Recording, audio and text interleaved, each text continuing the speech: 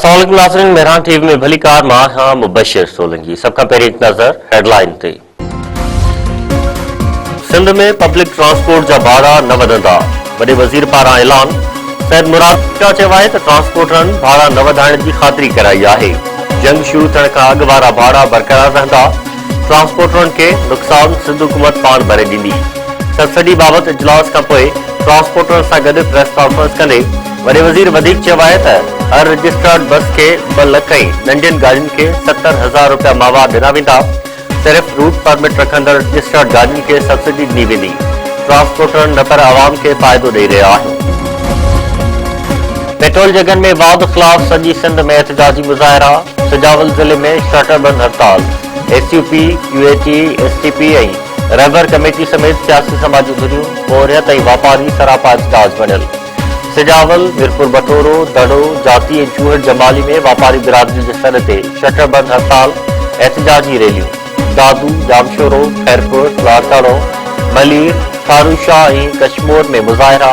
थाणोबुला खान, शाहपुर चाकर, टंडो आदम, सखरण, मांझन ऐं मीरो खान में भी माण्हू रोडनि ते निकिरी आया। टिल, सन, बहराम, टंडो फज़ल, कात्यार, टुंडरी, गढ़ी खैरो, डोकरी, डोरो नारो ऐं ॿियनि शहरनि में एहतजाजी मुज़ाहिरा।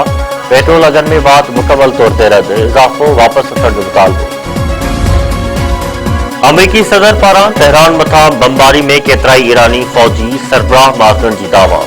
ईरान में तबादल अमरीकी विड़ाक जहाज़ जे ॿिए ऑफिसर खे बि बाज़ियाब करण जी तस्दीक। डोनाल्ड ट्रंप चयो आहे त विड़ाक जहाज़ जे वेपर ऑफिसर खे कुझु कलाकनि अंदरि बाज़ियाब कराए वरितो। अमरीकी फ़ौज तारीख़ जो सभ खां वॾो सर्च ऐं रेस्क्यू ऑपरेशन सरअंजाम ॾिनो आहे। पंहिंजे बयान में अमरीकी सदर वधीक चयो आहे त ज़ख़्मी वेपन ऑफिसर जी हालत ख़तरे खां ॿाहिरि आहे। रेस्क्यू ऑपरेशन में दर्जने जहाज़ ऐं जदीद हथियार इस्तेमाल कया विया। ईरान जे केमिकल प्लांट ते हमिलो, 5 ॼणा मारिजी विया, 170 ज़ख़्मी। अमरीका ऐं इसराइल ईरान में शहरी इंफ्रास्ट्रक्चर खे निशानो बणाइण खां पोइ शाहकार स्पोर्ट्स मर्कज़नि खे बि नुक़सान पहुचाइण शुरू करे छॾियो। 1974 में एशियन गेम्स जे मौक़े ते ठाहियल तारीख़ी स्टेडियम खे मलबे जो ढेर बणायो वियो। ईरानी इख़्तियारनि मूजिबि जंग जे शुरू खां हिन वक़्त ताईं 30 खां वधीक यूनिवर्सिटीज़ ते हमला कया विया आहिनि। ईरान अमरीकी सदर जे 48 कलाकनि जे अल्टीमेटम खे रद्द करे छॾियो। ईरानी पाकिस्तान इनक़लाब चयो आहे त जेकॾहिं अॻिराई जारी रही त पूरे ख़िते खे अमरीका ऐं इसराइल लाइ दोज़ख बणाए छॾींदासीं। छिकताण वधाई वई त उन जो शदीद रद्द अमल ख़िते में ॾिसण में ईंदो। पासदारन इनक़लाब वधीक चयो आहे त ईरान खे शिकस्त ॾियण जो वहम अहिड़े धुबड़ में फासी पियो आहे जंहिंमें पाण दॿिजी वेंदा। ठुल वेझो दुरियुनि में पुराणे तकरार तां झेड़ो, फायरिंग में निंगरी क़तल। ॻोठ रसूल बख़्श नुनारी में नुनारी बिरादरी जी 2 दुरियुनि में हलंदड़ तकरार भड़कियो थियो। गोली लॻण करे निंगरी यास्मीन नुनारी मारिजी वई। दुरियुनि में छिकताण तेज़। पुलिस जो चवणु आहे त जवाबदारनि जी गिरफ़्तारी लाइ क़दम खंया पिया वञनि। जेका बाद में 2 ॾींहनि खां गुम थियल नींगर जो तलाउ मां लाश हथ।